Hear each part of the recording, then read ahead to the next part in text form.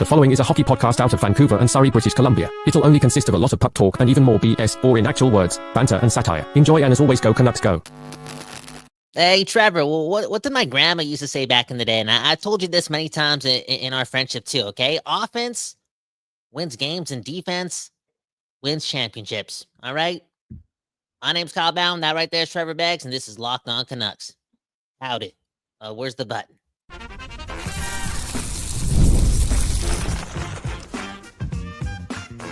You're Locked On Canucks, your daily podcast on the Vancouver Canucks, part of the Locked On Podcast Network, your team every day.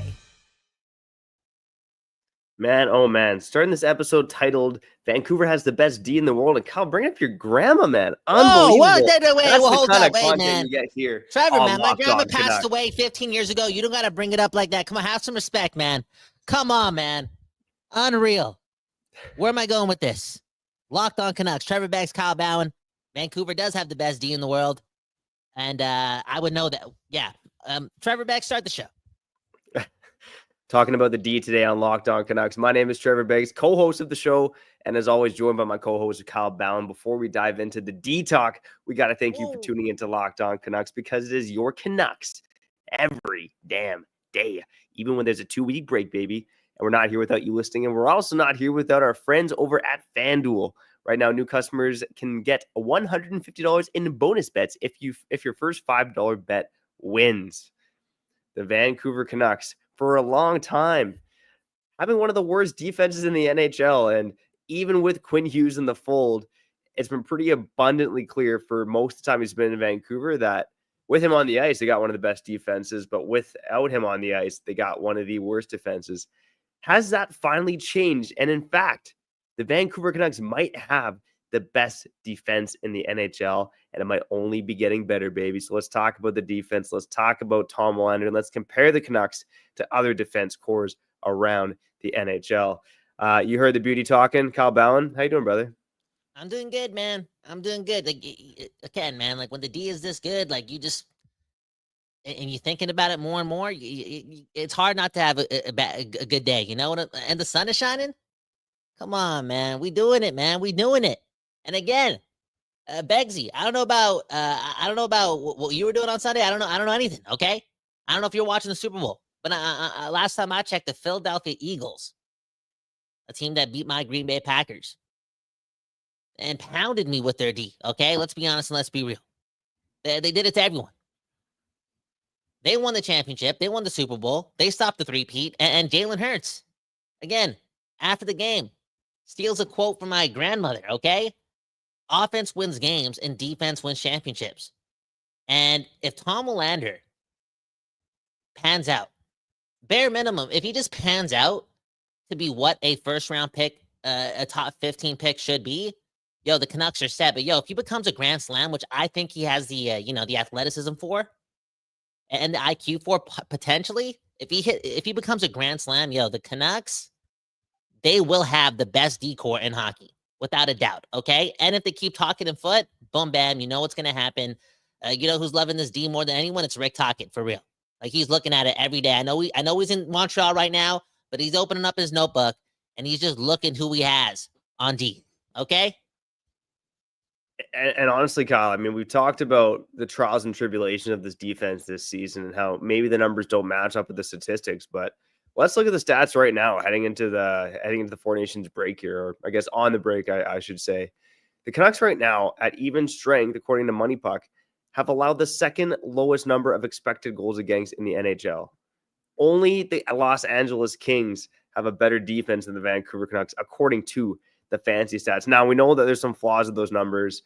The Canucks have seemed to defend the slot well, defend in their own zone well, but they've been brutal off the rush because the guys on their back end have been lacking foot speed. So there's some context to the numbers there, but the fact of the matter is that Rick Tocchet and Adam Foote, for the most part, have implemented a structure that has allowed the Canucks to have one of the most effective defenses in the NHL, at least when they're defending in their own zone. They're really good at closing off on the boards, defending the cycle, all that good stuff. But Kyle, you and I both know that the defense right now is in a much different spot with Filip Hronek back in the lineup, with Marcus Pettersson now in the fold. And now with the future of the blue line too, with Elias Pettersson and Tom Willander coming Elias, come on, man. Let's not mix up greatness, Elias, man. But yes, again, not to steal your thunder, but let me throw it to you. Like again, we will talk about Tom Willander and have some projections, but it's really just that. Like what happened in the span of like a week and a half. And yeah, Hronek, whatever. We know what he is, and he's been back for a little bit longer than again Marcus Pettersson and Elias Pettersson. Okay, but man, oh man, I think the start of this addiction to the D for me started when I realized that Elias Pettersson may be a dog. Like he may be a dog. And then you start thinking about the future and you start thinking about the options and you start thinking about the depth and you're like, oh yeah, no, this could be the best decor in hockey without a doubt. And obviously it starts at the top with Quinn Hughes doing his thing, setting the standard, being Bobby Orr-like, but just the depth is something else. And why again, like the Canucks are not getting no adoption. Can we stop doing that? Anyways, again, Elias Pettersson, Marcus Pettersson, it all changed there. Yeah. And Colin, I'm curious to throw it to you right now. Like when you think about the best defenses in the NHL today, like what teams come to mind for you? Florida. I'm just going to start there. Yeah. And I know Florida they lost still Montour. statistically. And I know like they might have like if there's any D that's been used more, right? Like, so they've been slanging that D like for 24 months, if you think about it, man. You know what I'm saying? Like they've been through it. The playoffs, right? Defensemen get hit harder than anyone in sport. Okay, they're like offensive and defensive linemen or whatever in football. Like they just get pounded. And for 2 years, like they've been having the longest of playoff runs. So if they're slowing down the regular season this year, it's all good. But when I look at what they did last year, I'm looking at that whole decor. And again, like they got like Forsling doing what, like he was so good. He was arguably maybe the 4th or 5th most consistent and best player in the playoffs last year. Ekblad, they had Montour last year doing his thing. Oliver Ekman-Larsson, again, depth, like the top, you know what I'm saying? Like those things matter. And then Nikola, like then they had Kulikov. Like, they just had some depth there. But I would pick Florida. Yeah, and I think Florida is still up there, even though they lost Brandon Montour. And it's funny, when you look at the numbers, Colin, in terms of expected goals against, it goes LA, Vancouver, and then Florida. Those are the top 3 teams in the NHL in terms of expected goals against so far this season. I mean, the teams that come to mind for me are Carolina. Like Carolina, to me, probably has the best defense. And a lot of it is structure-based, right? But you do have to have the personnel to play the right structure.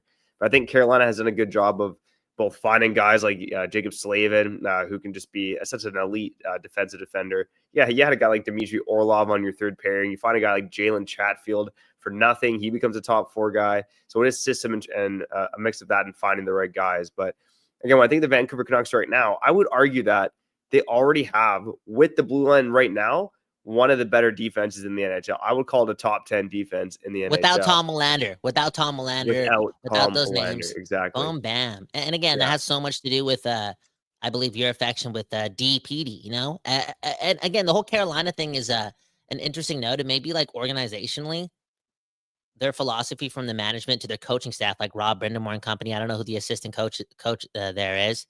Is it Trevor Letowski? I'm just joking. Is it like one of these old school Carolina defensemen? Anyways, they're kind of building a culture there, and they're implementing like their ideologies to, again, their defensemen, their system. And for a team to what, over the last like 3-4 years, lose Dougie Hamilton, Brett Pesce, and Brady Shea, like, and for you to just say, yo, they still have a top 10 decor. Like, I know you're not lying, but again, I think that's a cultural thing. Like, they're going to make sure that's the case. And look, if this team, again, it's early. It wasn't that long ago where, dude, it was 4 weeks ago. Now we smoking the Canucks, you know, like 6 weeks ago, we're saying, yo, this is the worst decor in hockey. But yo, yeah, I don't know if we were going right there, but we were right. Without Quinn Hughes in the lineup, I agree. But it's two things. Yeah. It's obviously getting rid of like we got rid of the worst defenseman in hockey. That's a start. Yeah. Vincent Darnay is the worst defenseman in hockey. And then we got like, and then yeah, like the whole playing Juleson left, like things change. And it's not only the Marcus Pettersson thing. And I know we still got to talk about Tom Willander. Okay, we said that 4 minutes ago. We said that 10 minutes ago. But it's the excitement that I have, and maybe you have too, about Elias Pettersson.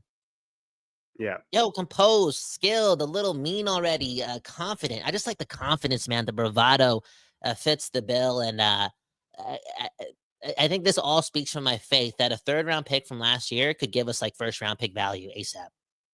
Yeah, 100%. And I think we will talk a bit more about Willander on the other side, because I actually pulled some comparables for Tom Willander. I think most people probably heard the big one, Charlie McAvoy from Craig Button, and there's some validity to that, but I kind of wanted to dive a bit deeper on that one. But again, right now the Canucks, I think, have a top 10 defense in the NHL, and if Willander pans out, and again we'll get to his comparables, and there's some spicy ones. If Willander pans out, if DPD continues to progress in the projection in the way that he's going, I mean, the Canucks got a rock solid defense core for a long time. Like, I'm thinking, again, Minnesota Wild have been a mid team for a long time, but they've always had a good defense, just no offensive firepower. The Carolina Hurricanes have been one of the best defenses in the NHL. Like, I could see the Canucks being on that trajectory, especially with Rick Tocchet and Adam Foote here. And I mean, there's some trials and tribulations about the system they play, not being as offense friendly. But at the end of the day, if we're talking just purely about the defense, it's been really damn good since they come to Vancouver. Oh, 100%. And I was gonna say this point a couple minutes ago, but again, the train of thought went left. Okay, but let's go right now. Okay, because again, this is the truth. Allvin, he trades that unprotected first, maybe because he was forced to. Maybe he's lying to us, right? Maybe it was the only option. But he did also say, like, yo, I'm paraphrasing, but I don't want to give up Elias Pettersson. I don't want to give Kirill Karyatsev, Chicken Karyatsev. I don't want to. Obviously, he doesn't want to trade Tom Willander, but he's looking at these like depth, Sawyer Minyo. Like he's looking at those guys as like real good hockey players. Like F wherever they got drafted, F the lottery chances. Like he's already seen enough, and he's like, yeah, I don't want to get rid of these guys. And this is what the Carolina Hurricanes have done as well. I mean, like, look at their prospect pipeline right now. They have Scott Morrow sitting in the AHL, more of an offensive guy, but a guy that probably should be in the NHL right now. And of course, they got the big guy in Russia, Alexander Nichushkin, who might be the best prospect right now outside of the NHL. Wow, dude. These teams know the D. They know the D. You got to trust it, man. And Trevor, dude, again, a couple of weeks ago, I'm just, I'm kind of connecting all my dots right now. But I was really saying, like, yo, we cannot fire Tocchet and just like give into like the players' demands or give into like, oh, the team's sucking, so it must be the coach, like all this stuff. And I was like, yo, you're going to really trust the team, a core that's like perennial, showcasing mediocrity, or are you going to like double down on trying to establish a culture with Tocchet and Foote and like these philosophies that they're preaching that are connected also with what management has, like this team at the brass, like they seem to be close. Like, you talk about the locker room drama, like there's no drama between management and the hockey IQ people and the people behind the bench. And they're trying to establish something. And whether we think it's quote unquote boring or not, which is complete bullshit because Quinn Hughes plays 30 minutes. You think you're watching boring hockey when Quinn Hughes is playing? It's just like, relax. Sorry, we're not the Harlem Globetrotters, but as Tocchet said a couple days ago, man, he doesn't mind winning ugly. Okay. He doesn't mind it. And yeah, it's been only like 8 games of this, but I'm just so curious to see like what else he could do with DPD. What happens when Quinn Hughes comes back, Marcus Patterson, etc. What happens when Susie finds his game? Yo, Tom Willander, you're gonna sign your ELC? Like, we had 2 number 1 centers before, but they might be cooking here with something, and they like it may lean more into their strengths, having again one of the best D-cores in hockey, and that could unlock the true potential of the Vancouver Canucks. Amen, brother. Look at this, man. We've become the most optimistic Canucks program of all time here. Locked On Canucks, baby. Subscribe, like, follow, all that good stuff. We love you long time. We'll be back on the other side. A little bit more Tom Willander talk. I really do want to get into the comparables on the other side here. You're listening to Locked On Canucks, your Canucks every damn day. We'll be back after shouting at our friends over at Indeed. You just realized that your business needed to hire somebody yesterday. So how can you find amazing candidates fast? Easy. Just use Indeed, baby. When it comes to hiring, Indeed is all you need. Stop struggling to get your job post seen on other sites because Indeed sponsored jobs puts your post at the top of the page and helps you reach the right candidates faster. With my team, with my business, I've been at that spot where we need to hire that right hire like yesterday. The pressure's on like Donkey Kong, and every day without the right person is a setback. That's exactly what Indeed sponsored jobs come in handy. They make sure your post is seen by the right candidates right now. Now you can speed up your hiring process with a $75 sponsored job credit. Wow. Just go to Indeed.com/lockedon right now and support Locked On Canucks by saying you heard about Indeed on this very podcast. Terms and conditions apply. Hiring? Indeed. is all you need.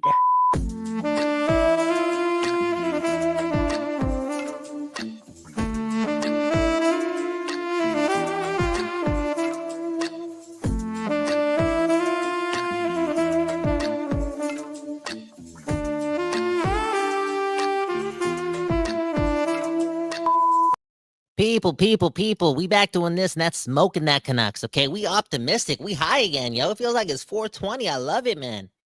6-1-1 is the new what? Getting to the Western Conference Finals, it feels like.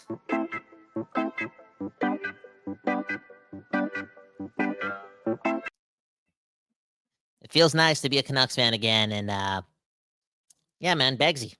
The sun is shining. People may think we're delusional. People think, again, this is the big reason why I'm so happy my girl doesn't watch this show. Like, people think we're all over the place. We can't control ourselves, but, dude, 6-1-1 feels nice. And the fact that I can lean on that 6-1-1 for like another, like 10 days because there's no real hockey games being played, I kind of like it. I kind of like having the break after, again, just getting high off that. Amen, brother. Amen. And yeah, again, going into break 6-1-1, the Canucks are the hottest team in hockey right now, which sounds crazy to say with the way the season's gone, with them pulling that off in the aftermath of JT Miller not being here, Quinn Hughes out of the lineup. I mean, sometimes life just doesn't make sense. But you know what makes sense is the comparables I'm going to drop for Tom Willander. So Okay. I was looking at some Willander game film, obviously, in the Beanpot yesterday. A big reason we're talking about him is Tom Willander and Boston University beat Boston College in the Beanpot, despite the fact that they were underdogs in that game. They beat Boston College 4-1. Boston U was 16-10-1 in the season against Boston College, who was 21-5-1. And Tom Willander with a beautiful pass to Cole Hudson for a goal there in the second period that ended up being the game-winning goal. If you haven't seen the clip, it almost looked like the Elias Pettersson to Philip Hronek pass, but just from the opposite side of the ice. And again, Tom Willander hasn't been renowned offensively. We're talking about 2 goals, 16 points in 26 games this season. But he's been rock solid. You watch the clips, the speed is there, the aggression's there, and he likes to pinch up again to the play, despite the fact that he might not be an offensive dynamo. So that's the kind of criteria I was looking for when I thought about what defenseman to potentially compare him to. And I don't think, again, these comparables aren't perfect per se, but I want to chuck some of these names out. Do it. One of the guys he reminds me of most is Mike Matheson of the Montreal Canadiens right now. And again, I think Charlie McAvoy is kind of the ceiling for Tom Willander, and we've already heard that comparison before. I mean, pretty convenient that Charlie McAvoy also played at Boston University, so it's easy to look at their stats at the NCAA. But again, I think Tom Willander, for him to, I think he can reach that peak, but McAvoy's also a bit of a stockier build and whatnot too. But Mike Matheson, very similar frame to Tom Willander, a very good skater. I think Mike Matheson does have that aggression to his game as well. We saw it in Pettersson's rookie season when he took out Pettersson like 5 games into his career. And Mike Matheson, up until last season when he had 62 points, has not been a big, prolific offensive producer in the NHL. For the most part, kind of been around that 30 to 40 point mark, closer to that 30 point mark on a regular basis. But I think Matheson's got the speed and the aggression and that, low end top pair upside that kind of compares realistically to Tom Willander in my eyes. Wow. Okay. A Mike Matheson reference. I like that one. Again, like if he just rounds out to be a top 15 pick, like lives up to that potential, again, to make it simpler, if he gets like 86 overall, 85 overall, 87 overall, 84 overall, we're Gucci, another top 4 defenseman, okay? Another guy that's got it, okay? It's a great thing, okay? But I think he can be more. Like the whole McAvoy thing, that thing makes a lot of sense. But if we are going to play it on the safer side, like the low end, I want to bring up this name, okay? Maybe a little surprising. I don't think Tom Willander is that mean, but he's also only 20 years old, so who knows? But I kind of see a little bit of Philip Hronek in him. I'm not going to lie. Yeah, no, I think that's actually not a bad comparable, to be honest. Because again, Hronek does have that same aggression. Hronek doesn't have the same speed that Willander has. But I do think there's some similarities in their game for sure. Like how they may defend, I kind of see. Again, I think like Hronek sometimes is like sporadic defensively. Like he's not perfect, right? Like sometimes when the D breaks down in front of him, like he doesn't always make the smartest of plays, doesn't look always the smartest on like 2-on-1s. You know what I'm saying? Like he's not like he's perfect defensively, but along the boards and like angling towards the boards, Hronek's got that game down. We've seen it in recent history. Yeah.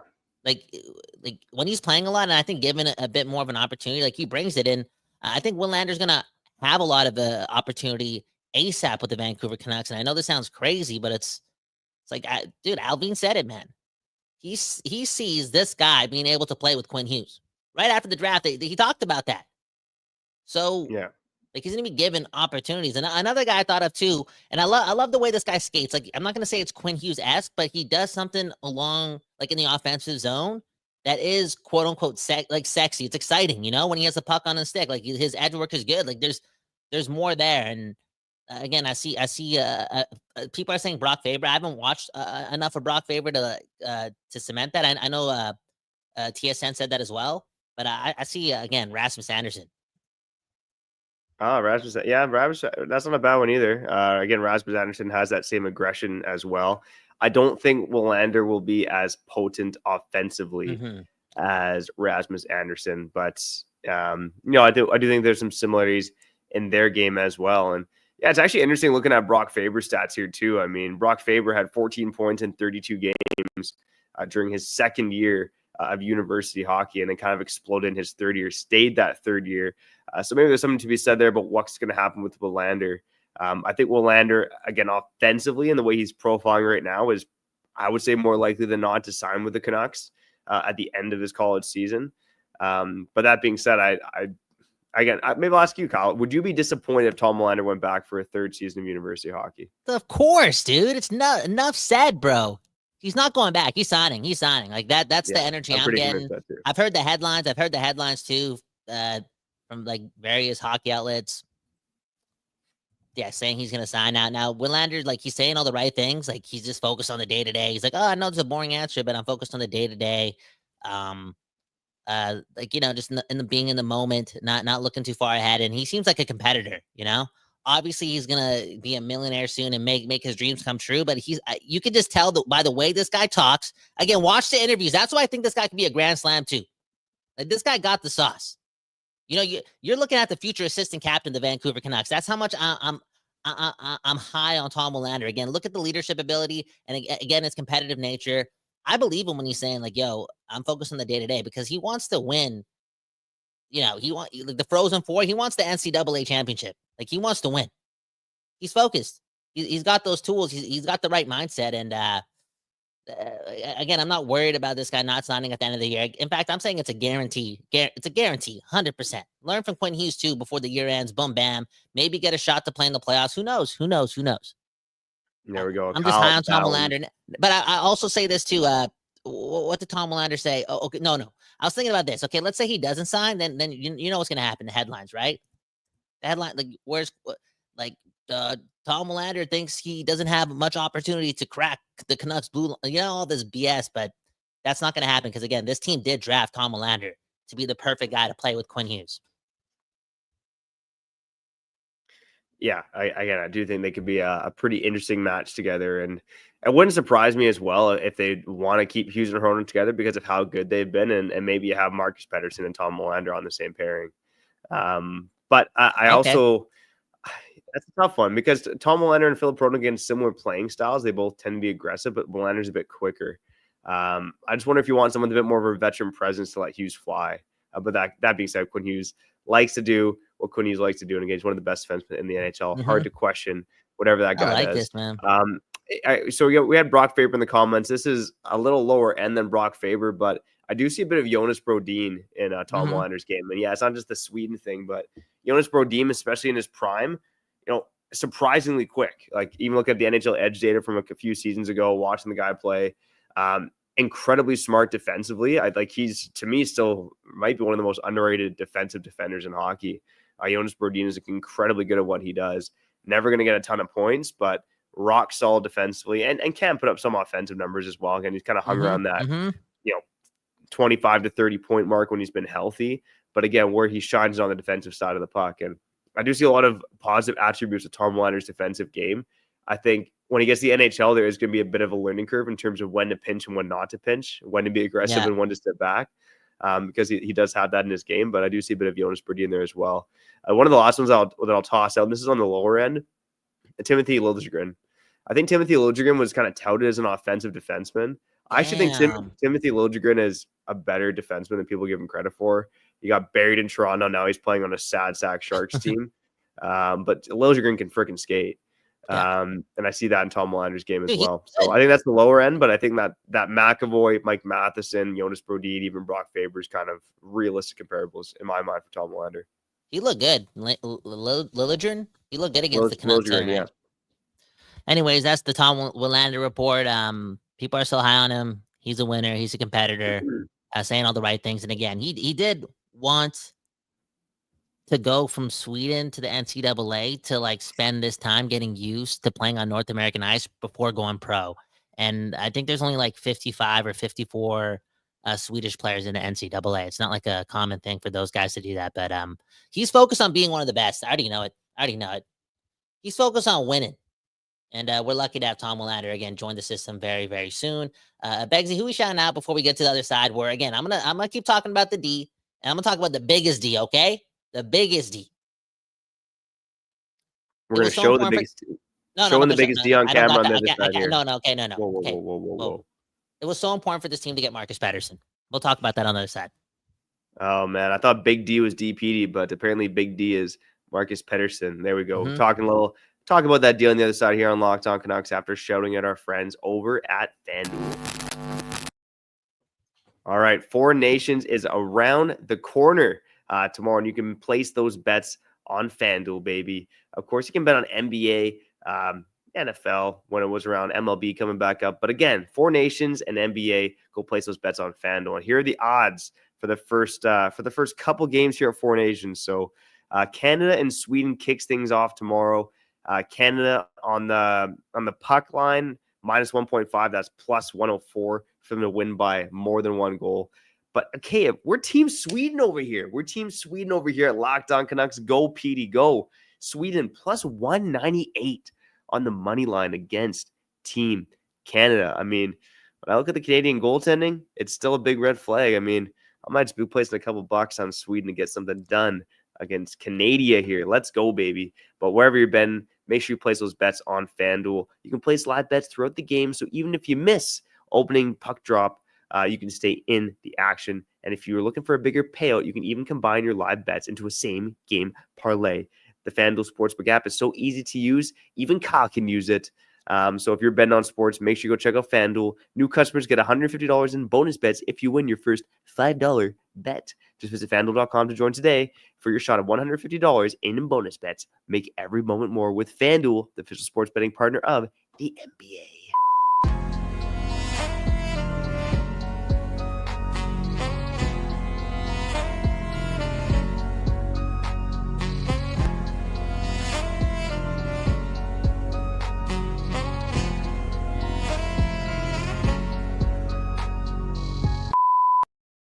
Okay, we back doing this, and that's talking about your Vancouver Canucks. My name's Kyle Bowen. That right there is Trevor Beggs, the second greatest dad in the world.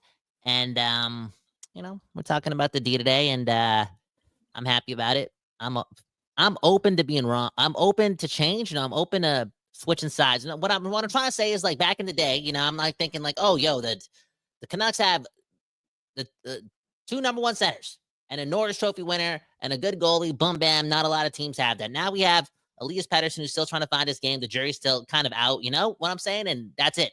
We don't have JT Miller anymore. And I'm like, right away, I'm like, you know what? Let's just build from the back end. The D is always better in the back. The D is always better. Defense wins championships. That's what I'm trying to say. Anyways, let's get to some comments before we get to talking more about Marcus Pettersson. Jacotronic asking, when's the next Canucks game? It's tomorrow. Okay, Pettersson versus Canada.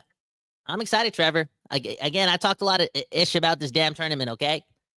But based on that, again, the most incredible assist in Vancouver Canucks history that I saw against the Toronto Maple Leafs a couple days ago, that came from Pettersson's stick. Again, I'm excited to see if he's going to continue to have fun. And it's against Canada. Like, this is a big deal. It is a big deal. And, man, oh, man, I might just, if I'm feeling spicy tomorrow, Elias Pettersson plus 2,800 to score the first goal for Sweden. Does he just get the monkey off his back right away and get it done? Let's go, baby. I'm team Petey. Go Sweden, go. Dude, I'm team Swedish, man. Like, again, we've been talking about the D all day, Marcus Pettersson, Elias Pettersson, and now maybe it's time for, maybe like today for lunch, I got to have Swedish meatballs. Just a bunch of them. Where am I going with this? Again, the Swedish meatballs that Marcus Pettersson is cooking up for Elias Pettersson right now and potentially Tom Willander in a couple months, because, Marcus Pettersson, a good leader, nice guy. He's inviting these guys over for dinner, okay? He's leading, and he's speaking the same language. So, again, I know I wouldn't say poop on the whole Swedish Canucks thing, but, we have a lot of Swedes here. And I couldn't have thought about a better time for them to get a guy like Marcus Pettersson in that room. And again, around the whole team, but more specifically, Tom Willander and Elias Pettersson. Yeah, 100%. And again, I thought it was we've talked about it already, but a pretty big compliment that Sidney Crosby went out of his way to talk to Rick, talking about Marcus Pettersson's leadership abilities. And yeah, you just see it from the clips. I know there's the big one going around about when they played the Devils, but there's another one from where they played the Kraken that I put in my piece on Daily Hive Offside. Again, just a very vocal guy, always pumping up teammates, always being a positive guy in that dressing room. So again, for a Canucks locker room that hasn't had the good vibes, to get a guy in there who can show the dudes that they can have fun while still having that big D energy, I think it's important for these Vancouver Canucks. Yeah, man. It's right what the doctor ordered, okay? That's what it is. There we go. So after a 30-minute ramble, do you think, like, again, we're just high on the Canucks, or like you think we're being stupid right now? Like, do you think there's actually let's foreshadow to next year, February of 2026. Wow. You think he'll be true on this? Like, I want to go back to this. Like, damn, we really have like the best defensive core in hockey. Yeah, I mean, I don't think we're crazy right now. I mean, obviously, in terms of advanced numbers, the Canucks already have one of the best defenses in the NHL. And again, we've talked about the flaws there, but I do think with the pipeline that they built here, and come on, Jalen Hurts said it, man. At the Super Bowl, offense wins games, but defense wins championships. My grandma said it. Okay, you can give some credit to Findy once in a while. Sorry, okay, my God, my bad. Kyle's grandma said it. Jalen Hurts lived it.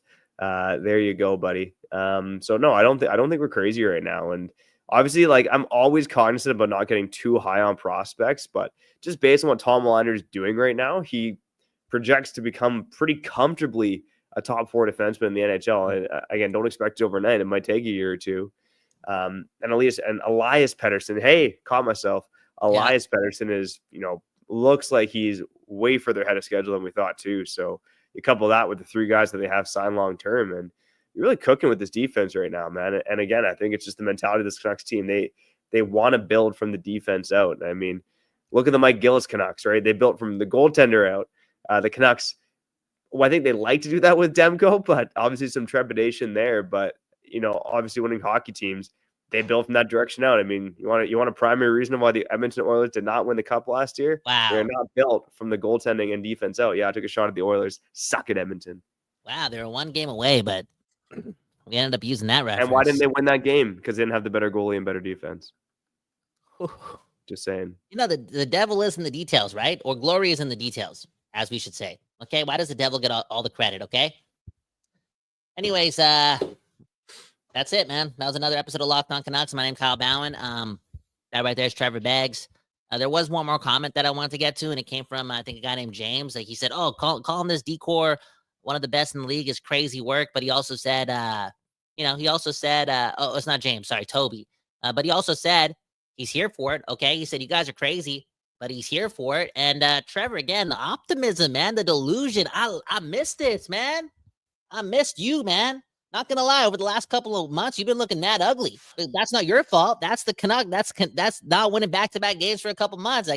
That's the way it works with me, man. I'm connected not to my heart, not to my soul, not to the blood in my veins, not to my mind. I'm connected to the success of the Vancouver Canucks, the first love of my life. Hey, speaking of which, happy Valentine's Day, man. I celebrated all week, so I'm I'm a human being, okay? I love my girl. Let your wife know that Kyle Ballard celebrates Valentine's Day all week. Let's see how she looks at you after that. Yeah, I'm not letting her know that, but she did send me something on Instagram or TikTok about, like when your husband just automatically assumes that you're his Valentine, and then it's something rude or something like that. So, oh man, I got shots fired, man. I need to get off this podcast and go treat my wife. Maybe you can do the same. If you do or you don't, it don't matter. It just matters that you're listening to this episode of Locked On Canucks. We appreciate you for tuning in. For everyone from the everydayers to the first-time listeners, if you like what we're doing, go subscribe and like on YouTube. On the podcast side, go follow us and leave a 5-star review. Hey, if you got a business or you know someone looking for a little juice, come advertise with us on Locked On Canucks. Make me your biatch. I'll say whatever you want for 60 seconds, baby. Unbelievable. Again, we got to get out of here, though. I'm Trevor Beggs. That's Kyle Bowen. Loving that big D for the Vancouver Canucks. Let's end it on this, buddy. Let's go. You've been listening to Locked On Canucks.